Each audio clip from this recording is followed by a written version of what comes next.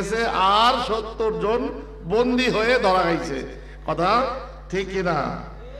হযরতে শাহ ইসমাইল শহীদ রহমতুল্লাহ আলাইহি দিল্লি মসজিদের খতিব ছিলেন। দিল্লির জামে মসজিদ, দিল্লির জামে মসজিদ কি বলবো, অন্তত 30 বিঘা জমি নিয়ে দিল্লির জামে মসজিদ। 30 বিঘা জমি যদি হয়, কেউ দিল্লি গেছেন কিনা জানি না, দিল্লির শুধু সেহেনটা বারান্দাটা, ওখানে মসজিদের অংশ কম, সর্বোচ্চ 1.5 বিঘা থেকে 2 বিঘা হবে। আর বাকিটা হলো কি খোলা, একদম পুরাটা সফ করা খোলা। ইন্ডিয়ান মসজিদ গুলো এমনই হয়। এই পুরাটার চারোদিক দিয়ে আবার দোতলা সমান সিঁড়ি, এই সিঁড়ি দিয়ে উঠতে হয় উপরে। এত বড় জামে মসজিদের এত বড় প্রাঙ্গণ, আর এত বড় খতিব শাহ ইসমাইল শহীদ রহমতুল্লাহ আলাইহি। ইংরেজ আমলের ঘটনা শোনাচ্ছি, 1800 একদম 6-7, তখন 1806-7 সালের কথা, অর্থাৎ এখন থেকে আরো কত 200, অন্তত 215 বছর আগের কথা। হযরতে ইসমাইল শহীদ রহমতুল্লাহ আলাইহি নাম ঘোষণা হয়েছে সারা এলাকাতে, সারা দিল্লিতে, রাজধানী। সেই সময় মুসলমানদের দবদবা আছে, মুসলমানরা রাজধানীর এই দিল্লি জামে মসজিদে এইখানে কি হবে, বার্ষিক সভা হবে। সেই সভা অনুযায়ী সাজানো হয়েছে, সবকিছু করা হয়েছে। তারপরে যিনি প্রধান অতিথি শাহ ইসমাইল শহীদ রহমতুল্লাহ আলাইহি, তখনকার প্রথা অনুযায়ী দুপুরে হতো এই আলোচনা সভাটা। এখন যেমন আমরা এশারের নামাজের পরে বসছি না, তখন হতো কি দুপুরের সময়, জোহরের নামাজের পরে বসে উনি কি করছেন, প্রায় 1.5 ঘন্টার বেশি আলোচনা করেছেন। আলোচনা করার পরে লক্ষ লক্ষ মানুষ আসছিল, এই মানুষজন সব চলে গেছে। আসরের কাছাকাছি একটা সময় আইসা এক বৃদ্ধ লোক ঠুকঠুক করে আইসা ওই 2 তালা অনুযায়ী মানে পরিমাণ যে সিঁড়িগুলো, বড় বড় সিঁড়ি দিয়া ঠুকঠুকায় উঠতেছেন, আর হযরত শাহ ইসমাইল শহীদ নামতেছেন। ওখান থেকে নামার সময় বুড়া মিয়া গিয়ে জিজ্ঞেস করছেন সালাম দিয়ে, ইয়ে জামে মসজিদ হ্যাঁ? উনি বলতেছেন হ্যাঁ ইয়ে জামে মসজিদ। এটা কি জামে মসজিদ দিল্লির? তো উনি বলছেন হ্যাঁ এটা জামে মসজিদ। বুড়া মিয়া আবার বলতেছেন इधर नमाज कौन पढ़ाता है? इस्माइल शहीद पढ़ाता है, इस्माइल पढ़ाता है। तो इस्माइल शहीद নিজে ही बोलतेছেন যে हाँ इस्माइल पढ़ाता है। वो किधर है? তো উনি বলতেছেন যে মুরব্বি আপনি ইসমাইল শহীদকে কেন তালাশ করেন?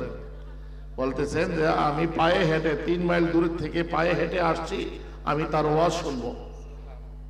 3 মাইল হেঁটে আমি বৃদ্ধ মানুষ আসছি কি তার ওয়াজ শুনবো, এজন্য আজকে না এখানে মাহফিল হওয়ার কথা। হযরত শাহ ইসমাইল শহীদ রহমতুল্লাহ আলাইহি ওই লোকটাকে হাতে ধরে মুরব্বীকে নিয়ে আবার সেই মিম্বরের এখানে, যেখানে মসজিদের সাথে কি করছেন, স্টেজ বানাইছে, ওই স্টেজে গেছেন। ওই স্টেজের উপরে ওনাকে সামনে বসাইছেন, নিজে মাইকে বসছেন, নিজে চেয়ারে বসছেন। বৈশাখ যেভাবে যেই বিষয়ের উপরে আগে 1.5 ঘন্টা আলোচনা করেছিলেন, এই একজন মুরব্বীকে সামনে নিয়ে উনি আবার নতুন করে 1.5 ঘন্টা সেই একই আলোচনা দ্বিতীয়বার করে মুরব্বীকে শোনাইছেন। এই জন্য উনি বলছেন যে আমরা আলোচনা করি কি লক্ষ লক্ষ মানুষ শুনবে এই জন্য নয়, আলোচনা এজন্য করি যেন একটা আল্লাহর বান্দাও যদি হয় হেদায়েত যেন পেয়ে যায়। হেদায়েতের আশা নিয়ে আলোচনা করা, যাদের আলোচনা হেদায়েতের জন্য হবে তাদের আলোচনায় মানুষ হেদায়েত হয়। আর যারা হেদায়েত না, শুধু নিজের নাম যশ আর এগুলোর জন্য আলোচনা করব, আমাদের মতে এই ধরনের মানুষগুলো কি হবে, কিয়ামতের দিন এমন ওয়াজ শুনছে অনেক মানুষ, তারা জান্নাতে যাবে।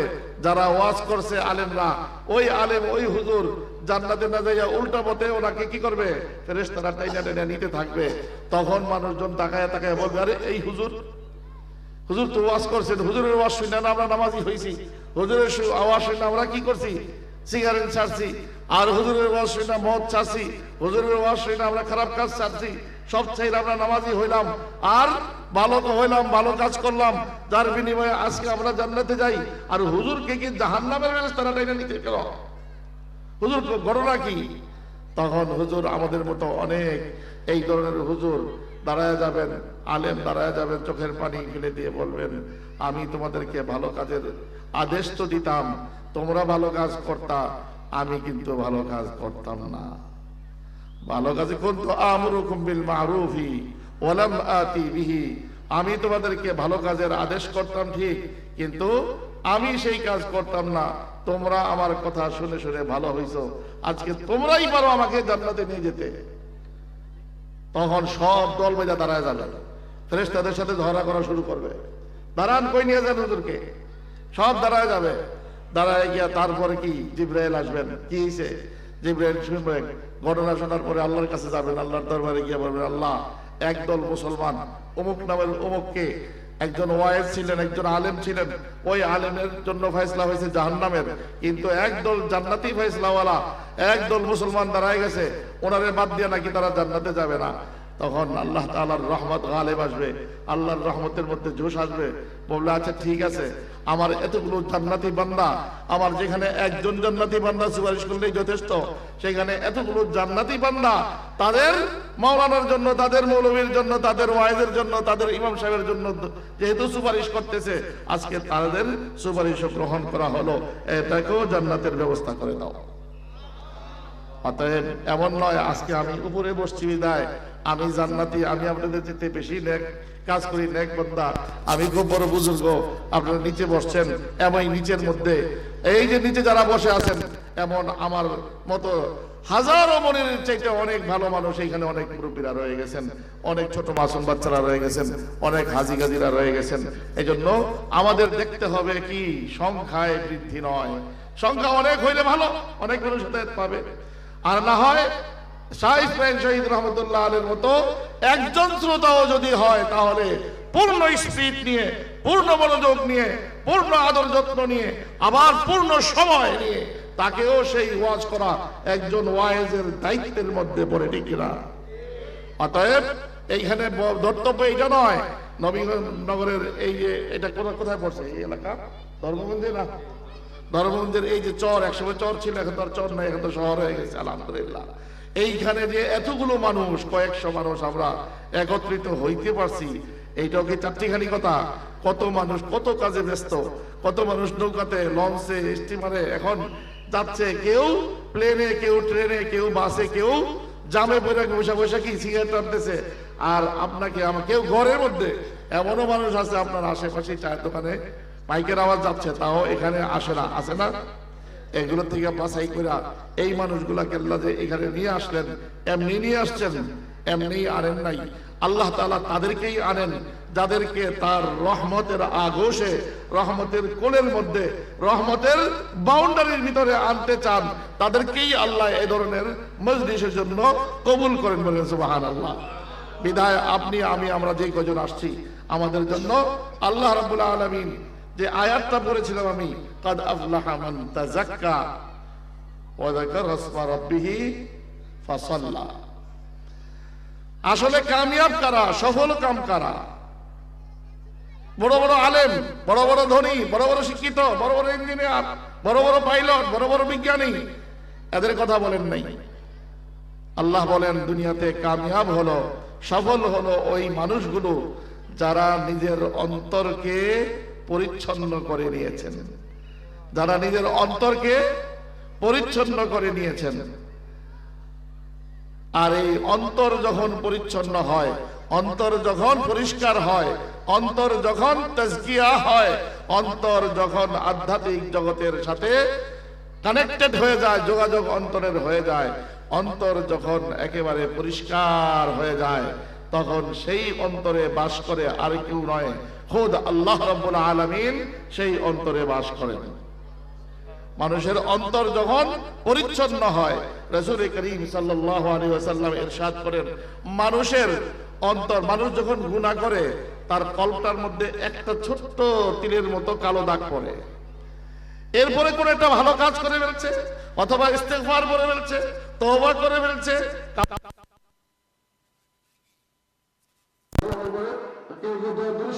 করে দেয়। আরবের মানুষ কিছু হইলে ঝগড়া করে, দুইজনে ঝগড়া লাগছে, একজন এসে বলে সাল্লি আলান নবী, সাল্লি আলান নবী, দুইজনে ঝগড়া করে, মাঝখান দিয়ে একজন এসে বলে কি সাল্লি আলান নবী, এই আল্লাহ রাসূলের উপর দরুদ পড়ো। তখন কি করে, সাথে সাথে তুমুল ঝগড়ার মুহূর্তেও ওই আরব, এখনকার বর্তমান আরব রহ, সৌদি আরবে যারা গেছেন দেখছেন, আরবের যে কোনো দেশে দুইজনে ঝগড়া লাগছে, আইসে কি তৃতীয় জন যে এসে বলে বাস সাল্লি আলা নবী, সাথে সাথে তারা কি আল্লাহুম্মা সাল্লি আলা মুহাম্মদ পরে ঝগড়া স্টপ। তাহলে দুঃখে সুখে রাগে গোসায় যে কোনো সময় যাকার আসমা রাব্বিহি, তার রবের নাম মুখে চলে আসে। এই যেই মানুষটাকে দেখবেন কথায় কথায় আল্লাহর নাম মনে চলে আসে, বুঝতে হবে তার অন্তরটা কি কালিমা মুক্ত, গুনাহ মুক্ত, অন্ধকার মুক্ত একটি ঝলঝলে পরিচ্ছন্ন অন্তর। এই অন্তর সবসময় কি করে? আল্লাহর জিকির করে। আল্লাহর জিকির কখনো একসাথে বসে করে, কখনো নামাজের পরে জিকির করে, আর কখনো কি বিপদে আপদে সব সময় কি মুখে আল্লাহর নাম চলে আসা।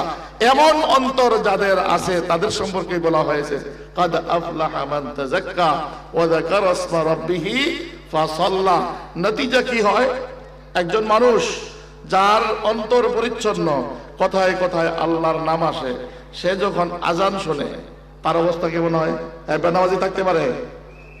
যে মানুষটা আমার কাছে কথা শুনতেছেন, যে মানুষটা কথায় কথায় তার মুখ দিয়ে আল্লাহর নাম আসে, এতটা পরিচ্ছন্ন তার অন্তর, সেই মানুষ যখন জোহরের নামাজের আজানের আওয়াজ শুনবে, আসরের আজানের আওয়াজ শুনবে, সে কি আর অন্য কাজে ব্যস্ত থাকতে পারবে? আল্লাহ বলেন ফাসাল্লা। আর এর পরিণতিতে মন পরিচ্ছন্ন কিনা, মন পবিত্র কিনা এটা বোঝা যায় কি দিয়ে? তার মুখে কথায় কথায় আল্লাহর নাম আসলে। আর এই আল্লাহর নাম আসার পরিণতিতে যখনই নামাজের আওয়াজ শুনে, আজানের আওয়াজ শুনে, তখনই আল্লাহর জন্য নামাজ পড়তে ধাবিত হয়ে যায়। এই জন্য নামাজ ছাড়া আর অন্য কামিয়াবির কোনো পথ নাই। একজন মানুষ নামাজ পড়লে বোঝা যাবে যে নামাজ তাকে খারাপ কাজ থেকে বাঁচায় রাখবে, এই নামাজই তাকে আল্লাহর নাম স্মরণ করাবে, এই নামাজই তার অন্তরকে ধীরে ধীরে পরিচ্ছন্ন করে একদম আল্লাহর আসন করা মতো করে একটি সুন্দর জায়গা বানিয়ে দিবে। কোথায়? মানুষের অন্তরে। আল্লাহ বলেন আমি আকাশ পাতাল কোথাও আমার বাড়ি হয় না, আমার বসার জায়গা হয় না, কিন্তু মোমেনের অন্তর, মোমেনের অন্তর এমন এক জায়গা, সেই জায়গাতে আমার আসন পাতার জায়গা হয়ে যায়। এজন্য আপনারা আমার অন্তরটা যদি এমন হয়, মানুষের অন্তর দেখেন আল্লাহ রাব্বুল আলামিন বলেন মানুষের মধ্যে দুইটা যোগ্যতা 100% পরিপূর্ণ দেওয়া হয়েছে। কি? ফাআলহামাহা ফুজুরাহা ওয়া তাকওয়াহা। আল্লাহ মানুষকে বানানোর পর মানুষের অন্তরটাকে এমন দুইটা যোগ্যতা দিয়েছেন যে সে যদি ইচ্ছে করে এই পৃথিবীর মধ্যে 1 নম্বরের মুসলমানরা, 1 নম্বরের আল্লাহর ওলিটা হবে, একদম 1 নম্বর পীর সাহেব হবে, 1 নম্বর বুজুর্গ হবে, সেইটাও সে পারে। আবার যদি বলে যে না, এই পৃথিবীতে সবচাইতে খারাপ, সবচাইতে নিকৃষ্ট মানুষটা সে নিজে হবে, এই যোগ্যতাও আল্লাহ তার মধ্যে দিয়ে রাখছেন। একজন মানুষ ইচ্ছে করলে তাকে নিজেকে নিজে আল্লাহর ওলিতে ও পরিণত করতে পারে, আবার নিজেকে নিজে একেবারে কোন পর্যায়ে নিয়ে নামাতে পারে?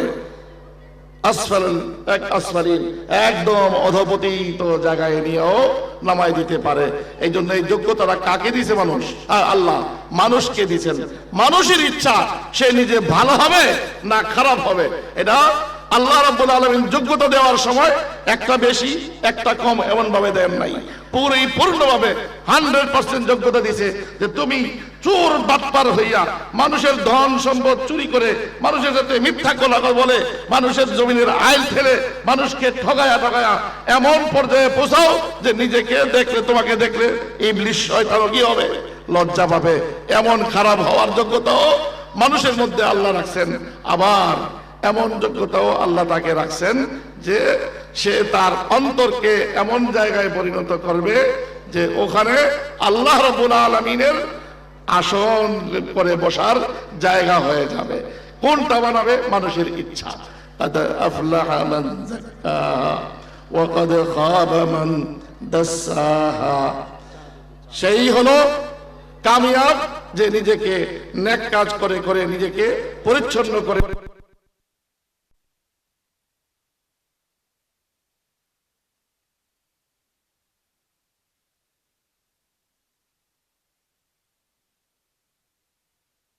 ছিল, ওনার অন্তরটা। হযরতে আবু বকর রাদিয়াল্লাহু তাআলা আনহু মসজিদে নববীর সামনে দাঁড়ানো, মদিনাতে হিজরতের পরে মসজিদে নববীর সামনে দাঁড়ানো। এমন সময় তার সামনে একজন গ্রাম্য পোশাকে একজন লোক আসলেন, একজন বৃদ্ধ মানুষ গ্রাম্য পোশাকে। কার কাছে আসছেন? মসজিদে নববী সামনে আইসা দেখছেন হযরত আবু বকর মসজিদ থেকে বেরিয়েছেন, সামনে আইসা দাঁড়াইছেন, আইসা সালাম দিয়েছেন, আসসালামু আলাইকুম। উনিও সালামের উত্তর দিয়েছেন। উনি তখন কি খলিফাতুল মুসলিমিন, মুসলমানদের খলিফা। পুরা মুসলিম জাহানের মধ্যে তখন খলিফাকে হযরতে আবু বকর খলিফা। উনি খলিফা মানে কি? বাদশাহ। এই পুরা মুসলিম জগতের উনি বাদশাহ। তখন উনি ওনার সামনে আইসা ওই বৃদ্ধ লোক সালাম দিছে, সালামের উত্তর দিচ্ছেন। এরপরে সুন্দর একটা ঘটনা ঘটছে, ঘটনাটা শুনবো আমরা। তাই তো জিকির করি, লা ইলাহা ইল্লাল্লাহ, লা ইলাহা, লা ইলাহা ইল্লাল্লাহ, লা ইলাহা ইল্লাল্লাহ, লা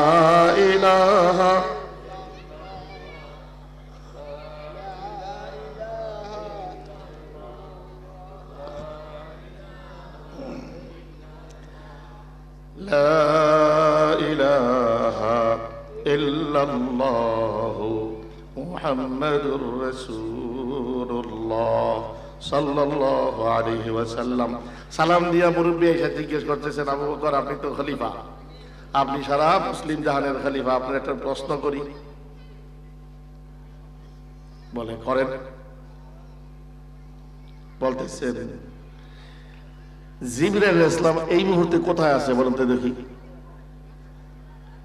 মানুষকে জিজ্ঞেস করতেছে ফেরেশতা সম্পর্কে, জিজ্ঞেস করতেছেন এই মুহূর্তে জিবরাইল আলাইহিস সালাম কোথায় আছেন বলেন তো দেখি। উনি চোখ বন্ধ করছেন, আবার মুহূর্ত পরে চোখ খুলছেন। খুইলা বলেন, দ্বিধাদ্বন্দ্বে পড়ে গেলাম, কি মনে হয় প্রশ্ন করলেন আপনি? কয় কেন? কয় এই মুহূর্তে আমি 7 আসমান 7 জমিন আরশ কুরসি সব ঘুরে আসলাম, জান্নাত জাহান্নামের চারদিকে ঘুরে আসলাম, কোথাও তো জিবরাইলকে দেখি না। তাইলে কি আমি নিজে জিবরাইল নাকি আপনি জিবরাইল? এখন একমাত্র এটার উত্তর হলো আমাদের দুইজনের মধ্যে থেকে একজন কি জিবরাইল। আমি তো আবু বকর, আমি জানি খুব ভালো করে, আপনিও বলছেন আমি খলিফাতুল মুসলিমিন। তাহলে জিবরাইল যদি হয় আপনি ছাড়া কোনো জিবরাইল আর এই ইয়ের মধ্যে দেখতেছি না। আমি এই মুহূর্তে ঘুরে আসছি কোথায়? জান্নাত জাহান্নাম আরশ কুরসি লৌহ কলম এগুলো যা আছে সব ঘুরে আমি কি 7 তবক জমিন আর 7 তবক আসমান সব ঘুরে দেখলাম, জিবরাইল কোথাও নাই। ঘুরছে কতক্ষণ? এক মুহূর্ত। চোখ যখন বন্ধ করছে আর চোখ খুলছে, এই সময়ের মধ্যে চিন্তা করেন দৃষ্টি কত প্রখর হলে এইখানে বসে তিনি কি দেখতেছেন? আরশ কুরসি লৌহ কলম সব দেখতেছেন, সব কিছু একসাথে দেখে বলে দিচ্ছেন, হয় আমি জিবরাইল না হয় তুমি জিবরাইল। আমি যে আবু বকর আমি নিশ্চিত, বিধায় তুমি জিবরাইল ছাড়া আর কেউ জিবরাইল হতে পারে না। হযরতে জিবরাইল নিজেরই কইলা কয়, হুজুর আমি আপনার কাছ থেকে আইছি, অনেকদিন আপনার সাথে দেখা সাক্ষাৎ হয় না, রাসূলের ইন্তেকালের পরে বছর বছর হয়ে গেল আপনার সাথে দেখা সাক্ষাৎ হয় না, এই দেখা করার জন্য আপনার কাছে এই দেশ তৈরা আমি আইছি। চিন্তা করা যায় তার অন্তর কত পরিচ্ছন্ন হইলে এক জায়গায় বৈশা এক মুহূর্তে পুরা আরশ কুরসি লৌহ কলম পুরা। আমি যদি এখান থেকে বলি আপনাদের ওই আপনার পিছনে কে, তাই তো বলতে পারবেন না। আমার পিছনে কে বসা, কে আমার বাতাস করতেছে জানি না, আমার এই খবর নাই। চোখ বন্ধ করলেও না, চোখ খুললেও না, কোনোভাবেই বলতে পারি না। আর হযরতে আবু বকরের অন্তরটা কত প্রখর ছিল, কত স্পিড ছিল সেই অন্তরের মধ্যে, কতটা পরিচ্ছন্ন ছিল যে চোখ বন্ধ করলে উনি কি করতেন? আরশ কুরসি লৌহ কলম সব ঘুরে আসতে পারতেন। চিন্তা করা যায় বলেন? এই জন্য মানুষ ইচ্ছে করলে কি পারে না, নিজের অন্তরকে ওই পর্যন্ত বুঝাইতে পারে। আপনি আর আমি, আমরা তো আমাদের রূহের জগতের কথা মনে আছে আপনার? হযরতে আদম আলাইহিস সালামের পিঠে আল্লাহ তাআলা কি করছেন? তার ডান হাতটা রাখছেন, ওখান থেকে এক মুষ্টি এইভাবে বাইর করছেন, বের করছে, বাম হাতটাও রাখছেন, আবার ওখান থেকে এক মুষ্টি বের করছেন, 2 মুষ্টি বের করে এইভাবে খুলছেন, এই হাতও খুলছেন। আল্লাহ রাব্বুল আলামিন তার কুদরতি হাতগুলো এইভাবে খুইলা তারপর বলছেন এগুলা জান্নাতি, এগুলা কি জাহান্নামী। এইগুলোর সামনে নিয়া, এই সবগুলোর সামনে নিয়া তখন আল্লাহ তাআলা বলছিলেন আলাস্তু বিরাব্বিকুম, আমি কি তোমাদের রব নই? সকলে এক বাক্যে বলছিলেন ক্বালু বালা, অবশ্যই আপনি আমাদের রব। এই কথা হযরতে, আপনার মনে আছে? আপনাকে তো আল্লাহ তাআলা তখন একটা জীবন দিছিল, আমাকেও একটা জীবন দিছিল। আপনিও বলছিলেন বালা, আমিও বলছিলাম বালা। এই যে বালা বালা বলে আসলাম, আপনার মনে নাই? আপনার বাপদাদা 14 গোষ্ঠী কারোই মনে নাই, আমার বাপদাদা 14 গোষ্ঠী কারো মনে নাই, মনে থাকার কথাও না। সেই জগতে ছিলামই না, না ছিলাম। আল্লাহ কইছে, রাসূল শোনাইছেন, এই জন্য বিশ্বাস করছি। কিন্তু হযরত আলী কাররামাল্লাহু ওয়াজহাহু বলেন, আমাকে যখন আল্লাহ বাইর করেছিলেন সবার সামনে, আর তখন যে আল্লাহ বলছিলেন আলাস্তু বিরাব্বিকুম, সকলে যখন আমরা বলছিলাম বালা, যখন বলছিলাম ওই যে কালু বালা, ওই বালার সময় যে আমি বালা বলছি, সেটা আমার এখনো শুধু আমার সেই মানজার মনে আছে, সেই চিত্র মনে আছে, সেই ঘটনা মনে আছে।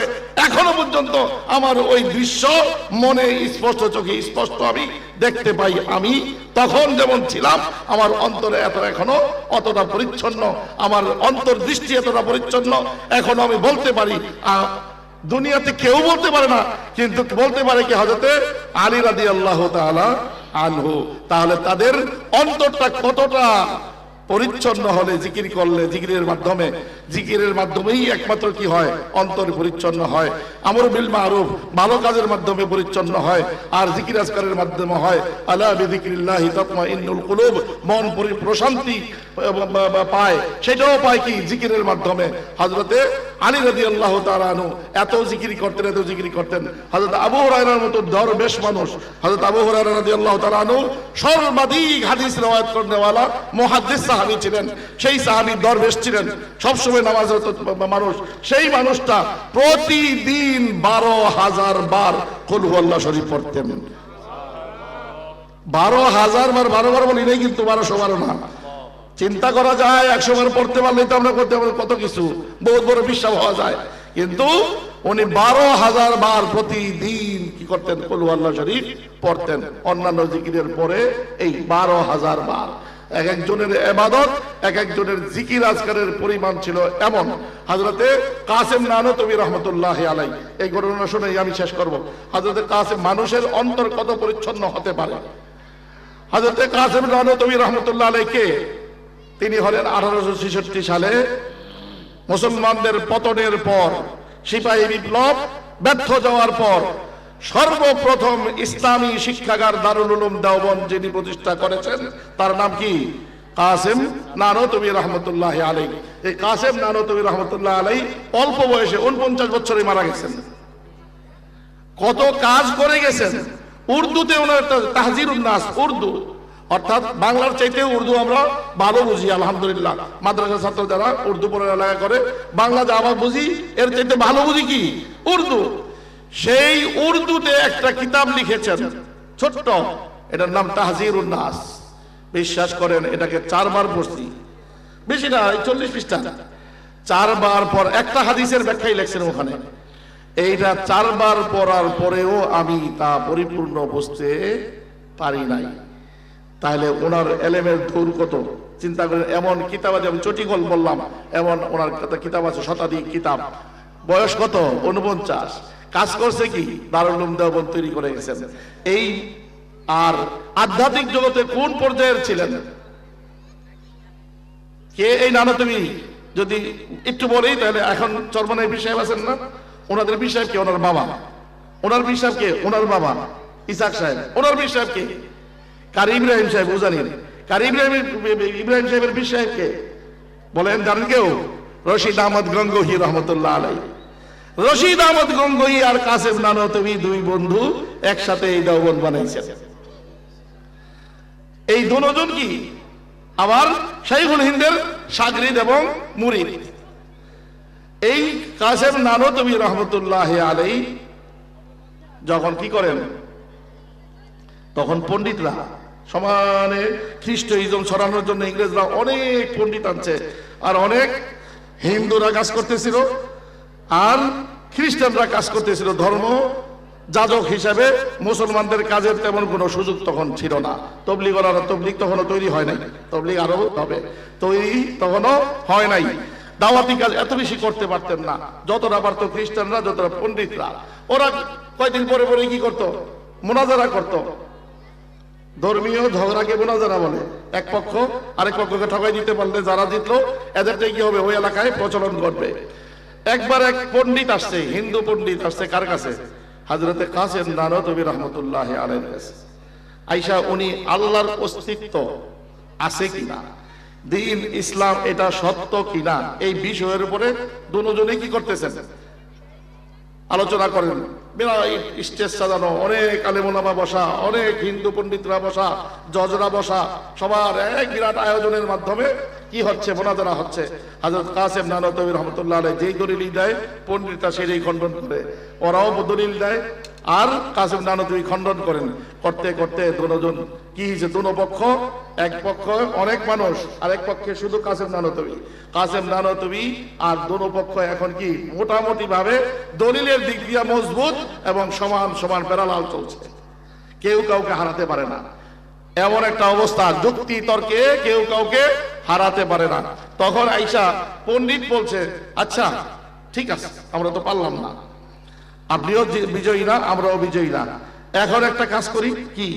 বলে খাবো, আমিও খাবো, আপনিও খাবেন, একই পরিমাণে একই খাদ্য সামনে নিয়ে আপনি খাবেন আর আমি খাবো, যে বেশি খাইতে পারে সে হক। ভালো মানুষ কি বেশি খেতে পারে? ভদ্র মানুষ খুব বেশি খায়, আল্লাহর ওলিরা খুব বেশি খায়। তো এখন হযরত কাসেম নানতবী এই বিষয়ে এসে তো স্বাভাবিক উনি জানেন যে আমি তো ঢুকে যাবো, খাইতে তো পারবো না, পণ্ডিত তো খাবে বেশি।